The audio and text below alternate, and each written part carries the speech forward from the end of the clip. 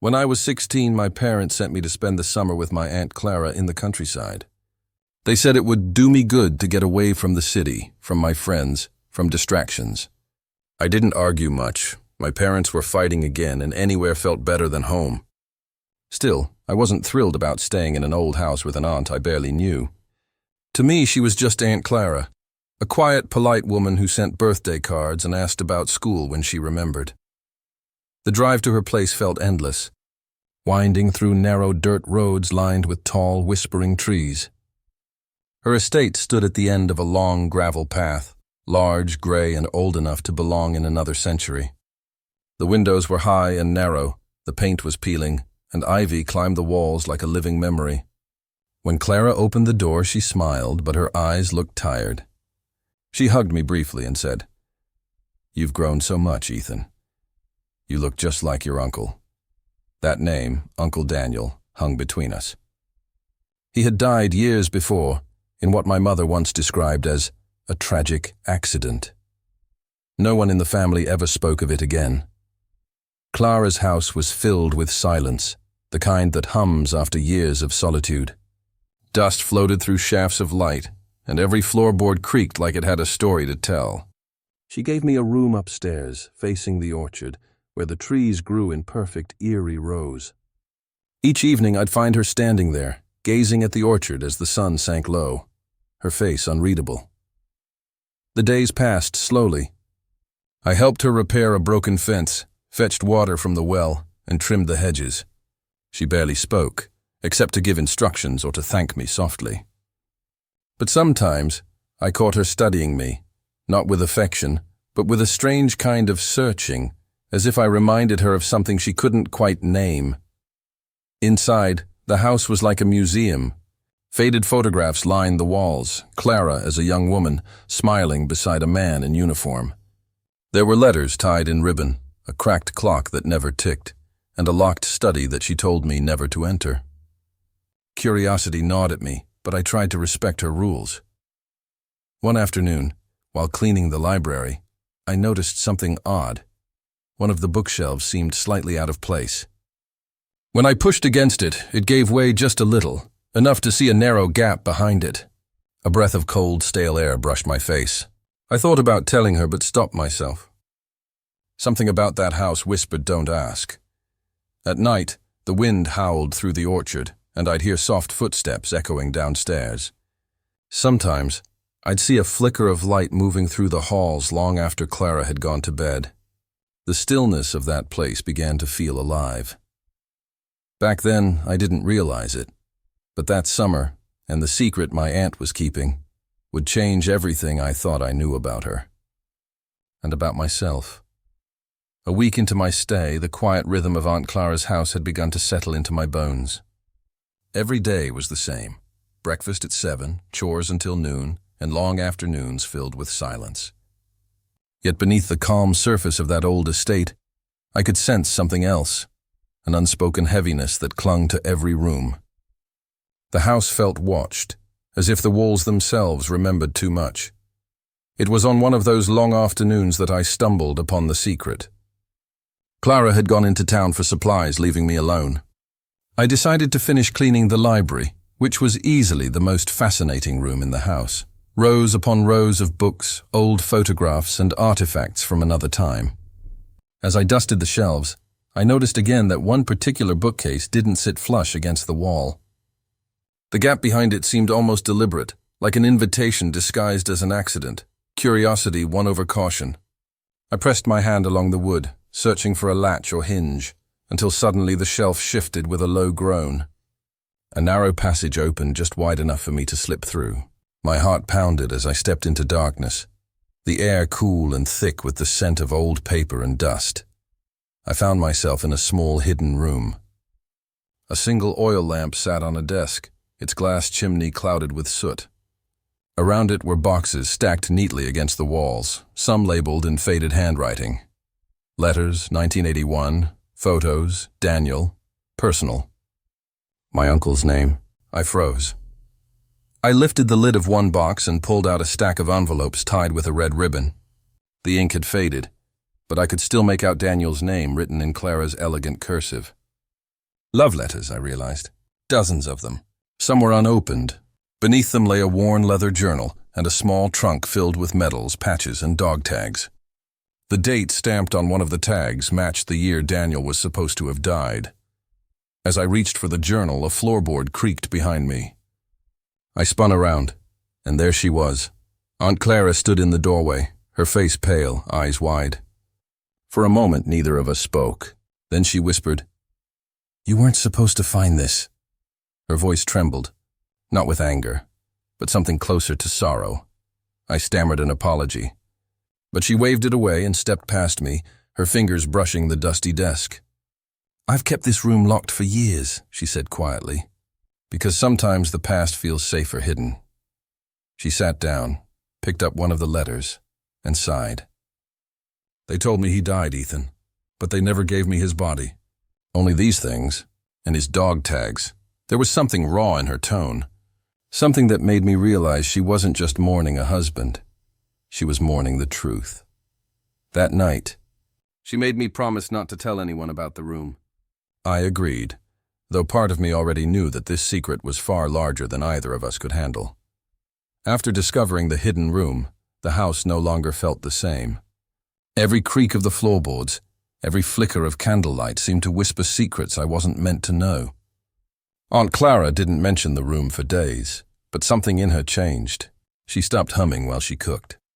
Her eyes seemed heavier, as though the weight of what I'd seen had pulled her deeper into old memories she'd tried to bury.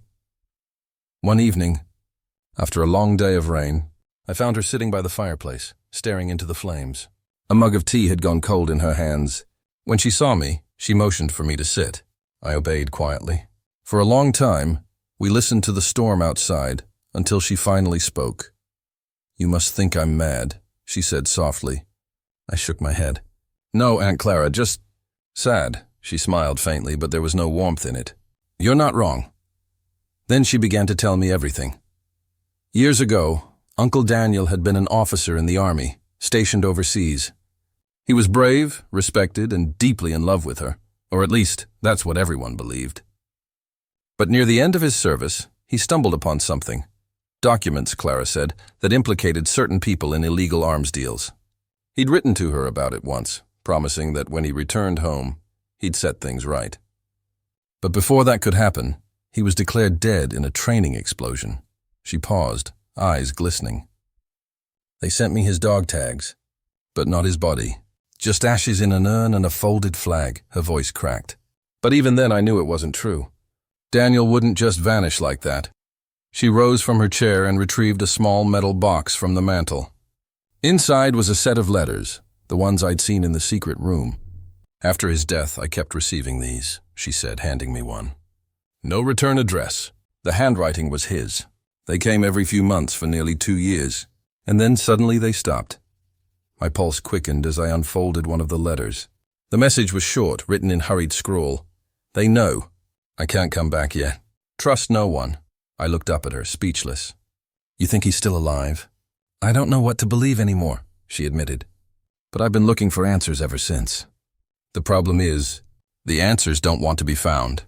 Lightning flashed outside, illuminating her face, drawn, haunted, determined. "Ethan," she said finally, "I found something new. Something I can't face alone. But before I ask you, I need you to promise me that you'll believe what you see, no matter how impossible it feels." The fire crackled between us. I didn't understand then how serious her words were. I thought it was just grief speaking. But that night marked the moment everything began to unravel, when my aunt's obsession with the truth would pull me into a darkness that neither of us could escape. The morning after Aunt Clara's confession, the house felt heavier than ever, like the walls themselves had heard every word and were now holding their breath. I tried to go about my chores, pretending things were normal, but the silence between us was different now. It wasn't empty anymore. It was full of unspoken fear. That evening, after dinner, Clara asked me to sit with her in the parlor. The rain had started again and thunder rolled in the distance, shaking the windows. She poured herself a glass of wine, her hands trembling slightly as she did. I noticed she hadn't eaten all day. "There's something I need to ask of you, Ethan," she began, her tone soft but grave. "But once I tell you, there's no going back." My stomach tightened. I nodded, unsure of what was coming. She stood and went to the old cabinet in the corner. From a drawer, she pulled out a folded map of the estate, yellowed, torn along the edges. She spread it on the table and pointed to a small patch at the far end of the orchard. "Here," she said. "That's where Daniel's grave lies." I stared at her, confused. "You mean the one behind the old apple trees? The one with the wooden cross?" "Yes." Her eyes met mine, sharp and glistening. "But I don't believe he's there." Her words hit me like a chill. "What are you saying?" Clara's voice trembled. "I arranged the burial myself, but I never saw the body. They said it was too badly burned to identify. I accepted it then, but now I can't." She paused, taking a shaky breath. "I need to know, Ethan. I need to see what's buried there." It took me a moment to understand what she meant. My throat went dry. "You want to dig it up?" She nodded slowly. "Yes, tonight." I thought she was joking. I even laughed nervously, waiting for her to smile. But she didn't. Her expression was deadly serious. "Aunt Clara, that's illegal." "It's insane," I said. "Maybe," she whispered, "but I can't live another day not knowing." "I need you to help me." I looked at her, really looked at her. She wasn't the calm, composed woman I'd known growing up. She looked fragile, desperate, but also resolute. It wasn't madness in her eyes. It was grief that had hardened into obsession. I wanted to refuse. Every part of me screamed to walk away. But something in her gaze, something pleading, almost childlike, made it impossible. She'd spent years alone in that house, haunted by doubts no one believed. How could I abandon her now? So against every instinct I agreed. That night, under a storm-black sky, we carried 2 shovels to the orchard. Lightning cracked overhead as we stood before the grave. The rain turned the soil into cold mud. My hands shook as I plunged the shovel in, the metallic scrape echoing in the dark. We dug in silence until the first thud of wood hit the spade. My heart stopped.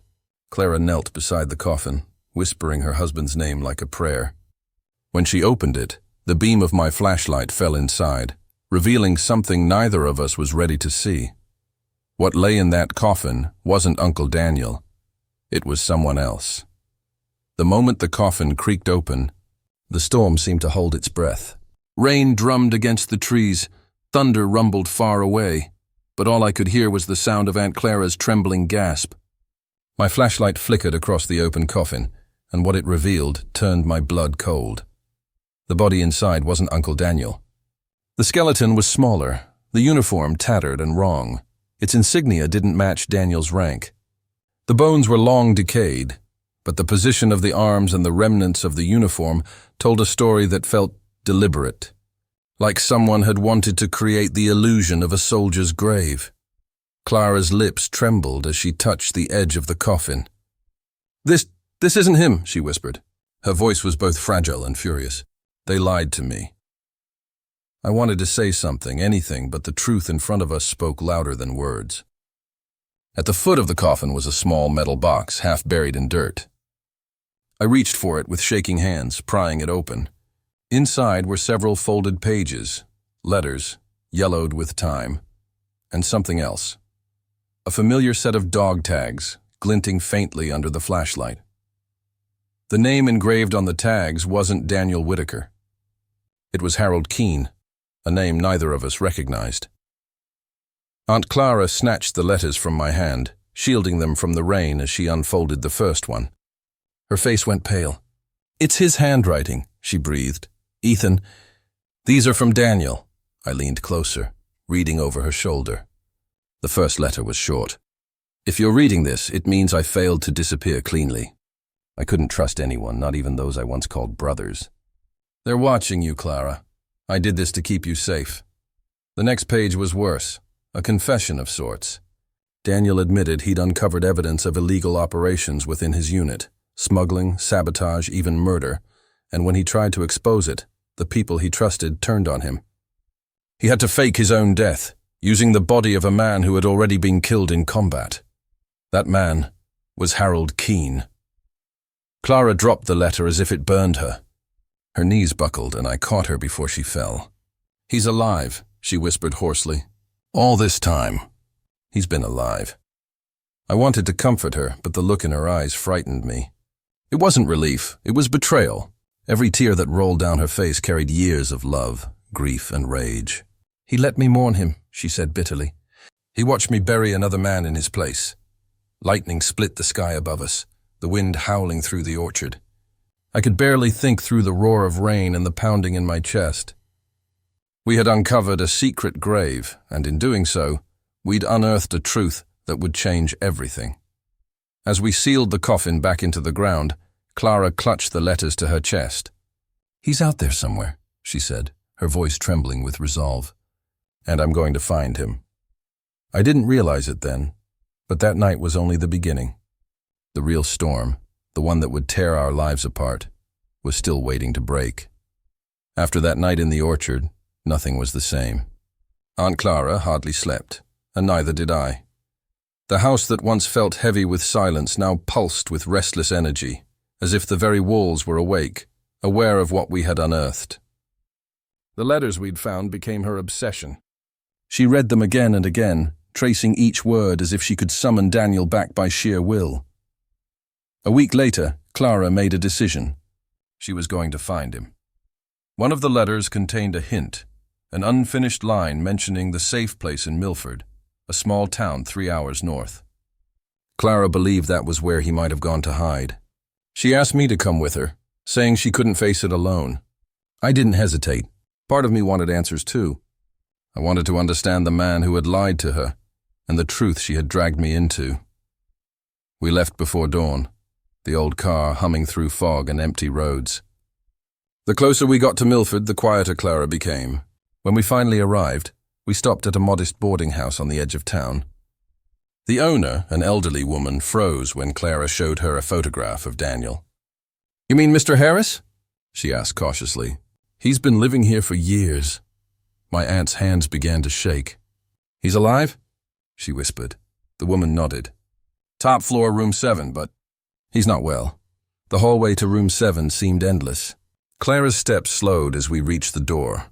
She hesitated for a long moment before knocking softly. When the door opened, time seemed to collapse. A frail man stood before us, thin, gray-haired, his eyes sunken yet unmistakably familiar. "Uncle Daniel." For a moment, none of us spoke. Then his voice, rasping and weak, broke the silence. "Clara," he whispered. "I told them to keep you away." Tears streamed down her face as she took a step forward. "You let me think you were dead," she said, her voice trembling with fury and heartbreak. "I buried another man in your name." Daniel sank into a chair, guilt etched into every line of his face. "I had no choice," he said quietly. "They would have killed you too. I thought if I stayed gone, you'd be safe." Clara knelt beside him, sobbing, clutching his hands. "Safe? You destroyed me, Daniel. You left me living in a grave." I stood in the doorway, watching two people torn apart by love and lies. There was no joy in their reunion, only the painful realization of all they'd lost. Years of fear and regret hung between them like a ghost. Daniel died a week later, his heart giving out before he could tell her everything. He left behind a final letter, thanking her for never giving up on him and asking me to look after her now. Aunt Clara never fully recovered. She sold the estate, moved to a small cottage near the sea, and spoke of him only once after that. "Love," she told me, staring out at the horizon, "can save you, or it can bury you alive." That summer taught me what secrets cost. She was just my aunt, until she asked me to uncover a truth that neither of us would ever forget.